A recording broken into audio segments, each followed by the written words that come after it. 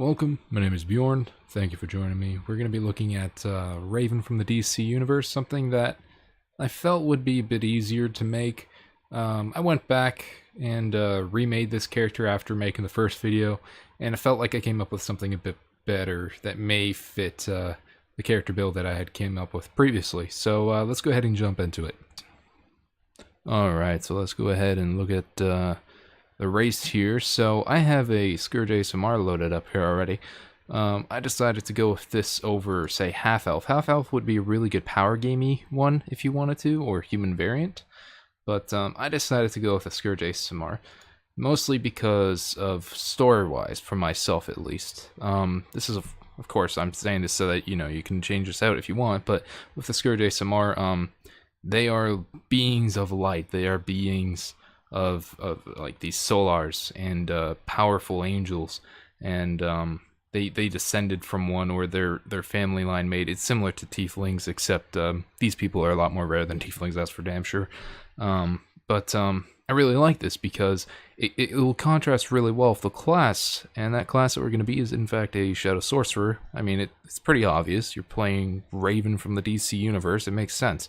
But I felt like, you're a being of light and of dark, and there's so much conflict that can be played out and role played in that, and I really, really like that. And also, it fits a little bit too, I felt, thematically, because Raven from the DC universe doesn't just dish out damage. She heals the party, she supports the party, and of course we're going to be gaining our healing hands with this. For example, we're going to be gaining our light bearer. There's a few extra things. Of course, we gain an additional con score here, and we'll get into a deeper dive of the overall statistics at the end here. But yeah, let's go ahead and move on. Now, before we jump into the class, I'm going to say that this, again, does require a little bit of multi-classing. You don't have to. You can skip out on it. What we do is we're going to bring it up to a Shadow Sorcerer of 18 and a Cleric of 2. So of course it's going to require at least a Charisma of 13 and a Wisdom of 13. These are kind of like what I felt would be like amazing stats for it. If you happen to roll that good, any high stats that you get, you should put it into Charisma. The next one, possibly Wisdom, possibly Constitution. If you want to be wearing plate armor, because this character will be able to wear plate, I suggest having a strength of 15 at least, or being able to be somewhere around there. That way you can put an ASI into strength. If not, you can also wear half plate with this character too, I'm fairly certain. But yeah, having a high con is amazing, especially because of concentration, and yeah.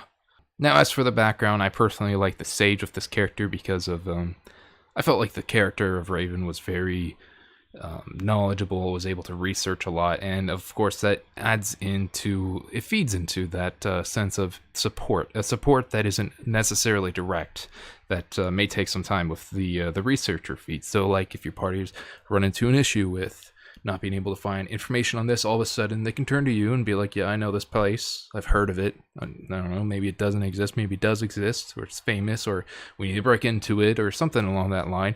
And that could be a very big role-playing part.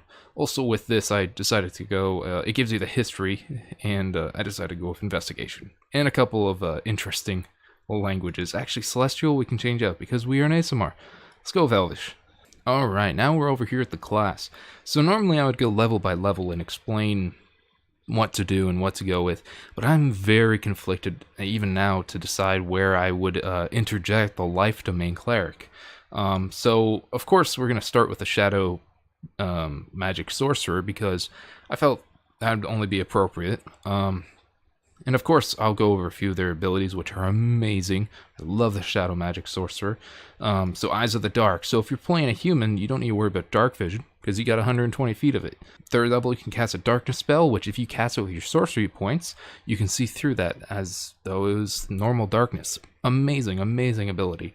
With the proficiencies, I decided to go with Arcana and Religion. This was because of this character being of light and dark, I wanted this character to be conflicted into, like, I'm probably going to play this out as a female. Her main drives are going to be to discover herself and how she came to be of this. I'm going to have to talk to the DM a lot about this, of course, with the backstory, but I was thinking maybe the mother could have been and like a shadow magic sorceress herself, and maybe she was a bit more evil or something. I don't know. We're not gonna set that in stone right now because I want to get the DM involved and get them pique their interest.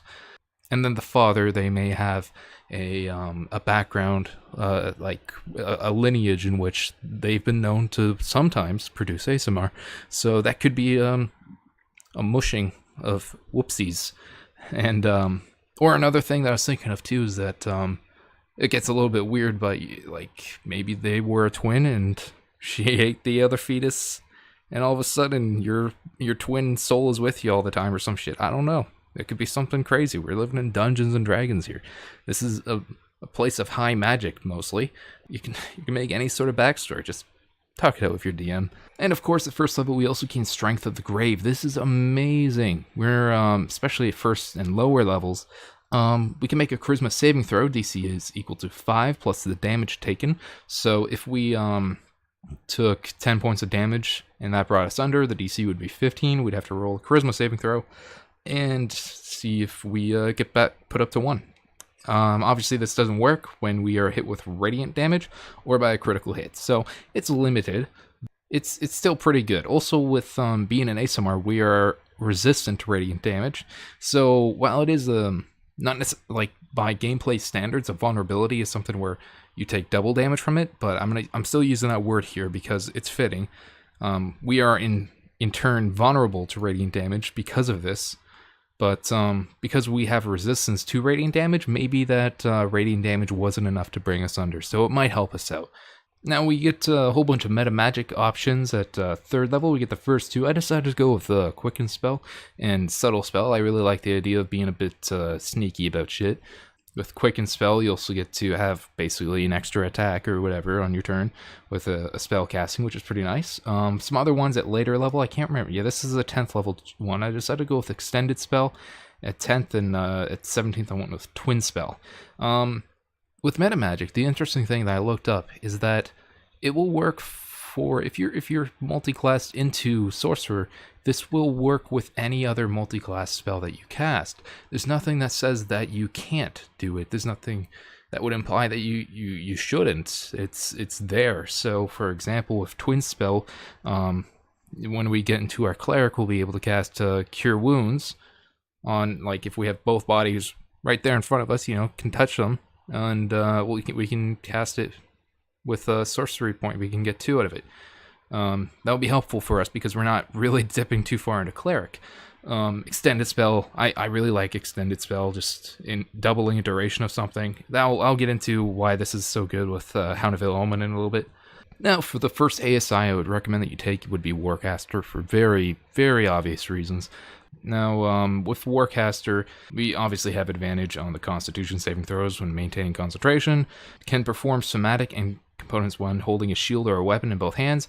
Very useful before what because we can wield a shield. We can have plate and we can use a shield.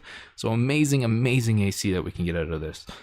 And of course, we also get to for opportunity attacks, we can use a spell instead of whacking them with like a quarterstaff or stabbing them with a dagger or something along that line. Pretty nice. Now at 6th level, we get our Hound of Ill Omen. This was the main thing that brought me to this class. I was like, holy shit, this is cool as fuck. So we get essentially, what is it, Dire Wolf in statistics. It's considered a medium size and counts as a monstrosity and not a beast. It could be useful. I can't remember, there might be certain spells that affect beasts only. Yeah, I think there are, and then there's ones that only affect monstrosities, so it could be beneficial or it could be negative. It really depends. It appears with a number of temporary hit points equal to your sorcery level. So at this level, a Dire Wolf, if I recall, has 47 average hit points. Unless you're rolling for it every time, it's like 5d10, I believe, or something. I don't know. 37? It's something. It's a certain number. But anyways, at this level, you're going to add 3 additional temporary hit points to it. And by the time you hit 18th level, you're going to be adding 9 additional temporary hit points to it. So it's pretty fucking decent. It can move through creatures and objects as if they were difficult terrain. The Hound takes 5 force damage if it ends its turn inside of an object. Pretty useful for being what this is. And at the start of your turn, the hound automatically knows its target location. If the target was hidden, it is no longer hidden from the hound. So all of a sudden, you're able to hunt down these fucking like rogue types, rangers, anything that's trying to stealth or hide away or slink away. You're going to be able to track them down and fuck them up, or at least to annoy them enough. Get your barbarian or fighter there up there. Or also, the other beneficial thing with Hound of Ill Omen is that there's nothing that says that it limits you to only casting this so many times. You can't, it's like, oh, you can only have one. No, you can have as many of these up as you want. There's nothing that says that you can't. So you could, by 18th level, have 6 of these up. It'll take you 6 rounds to get them up, but still, you can have 6 fucking hounds nipping at the heels, whatever bad guy you're going after. And it doesn't need to go after the same one. You can send it after multiple ones. This is an amazing, amazing ability. Now, I haven't chosen any of the other ASIs because I wanted to speak on part of with Hound of Ill Omen. This could be a point of role-playing for at least myself, that I was like, maybe this character, they're getting scared of their abilities, they're getting nervous, and maybe now they've turned to the light, right? Maybe now they're looking for a divine intervention, and they're looking for, maybe they feel like they're losing control of themselves, and they're looking for some sort of, like a stone to hold on to. So I'll dip a little bit. We'll talk about our life domain cleric right now, because why not? Doesn't have to be right then. It could be, you could just do it right after level 1 of Shadow Magic Sorcerer, but let's go ahead and just jump into this. So of course, at first level, we choose our Divine Dominion. I chose the Life Domain. This is of course, again, because that Raven ends up healing people. She supports people. That's kind of the whole idea of this character, as well as to not just output shit tons of damage, but to play support. Obviously, with only being level 2, you're not going to be the main support. You're a backup support. You're probably going to be focusing more on, pumping out the damage and helping people out in other ways. I would suggest keeping these valuable the spell slots to like necessary healing targets, like the cleric or like the main healer goes down, right? Get them up. Makes sense. On top of all this healing ability, you also have your racial healing ability that you can use once a day, I believe it is. And of course, with first level 2, we gain the bonus proficiencies to use heavy armor. We also gain the proficiency to use medium armor, light armor, and shields. So you don't need to wear heavy armor. You can wear any sort of this. I would recommend getting a shield. Why not? You can. You already have a Warcaster. You don't need to put that shield down. You don't need to do anything. You can do a whole bunch of crazy shit. You can have an insane amount of AC by the end of this. And then I decided to just go up into level 2 of this because I wanted to get up to the 18th with Shadow Magic, but we do get a pretty powerful Preserve Life ability. While it isn't all too much at this level, so we raise our Holy Symbol, invoking healing energy that can restore hit points equal to 5 times your Cleric level, so this is only 10 hit points, but this is to any creature within 30 feet of you, and we can divide them up amongst them.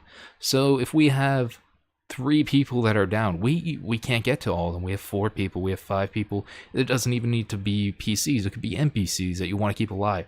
You just need to get them to 1, and that'll prevent them from cycling in death saving throws. They'll maybe be able to get up. They'll maybe be able to do something else. The one who's actually able to heal a shit ton more, they can probably crank out some more damage. The only time where I would suggest maybe not doing that is if you have a Grave Domain cleric with you, because if somebody goes down, that's when they can fucking heal somebody. But if not, get those people up.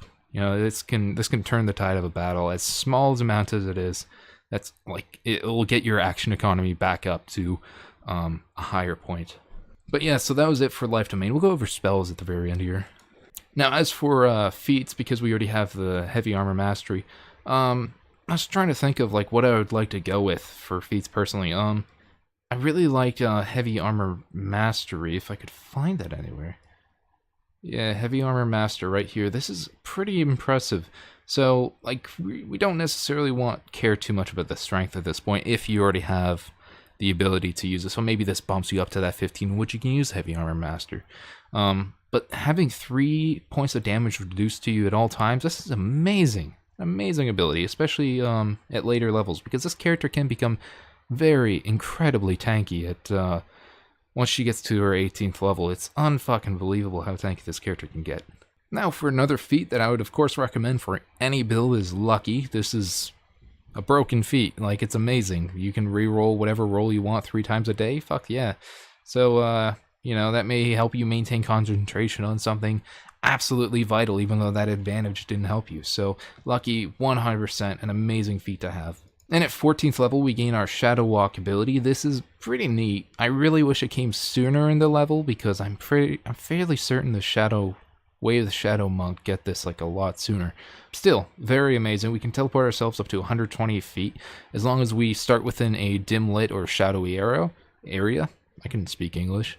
Then we can teleport ourselves to another dim lit area. So, you know, if we're in Dungeons and Dragons, you're going to be in darker areas. This is going to come in handy a lot. Not to mention the fact that this is also only a bonus action. Like, a lot of the things that I like with the Shadow's magic sorcerer is that all their abilities that come into play, Hound of Ill Omen, eventually Umbral Form. I believe Umbral Form doesn't take even Umbral Form later on. I was just making sure I wasn't speaking out of my ass. They only take bonus actions, so it's a very action economy friendly class to play, where you're not like hard railed into, oh, I need to take, you know, I need to take my Shadow Walk as an action. So you can Shadow Walk and Dimension Door at the same time. You'd be the fuck out of there. No one will never know you were there. Like, now for the final ability, I'm having a kind of a hard choice here. I think Spell Sniper would be pretty good. Skilled would be pretty good if you're looking for more of a skill-based character, which I personally am, so I'm going to go with Skilled. But anything with resilience that you don't have, maybe a Wisdom save, Dex save. Dex are pretty good saves. The most saves that you'll be doing in the game isn't actually Dexterity or Wisdom saves, it's actually Constitution. That's because of all the abilities. Well, I guess it really depends on what your DM throws your way. Yeah, it seems like I really just prefer the skilled feat. I'm more for having skills and being able to participate in that kind of roleplay aspect of it.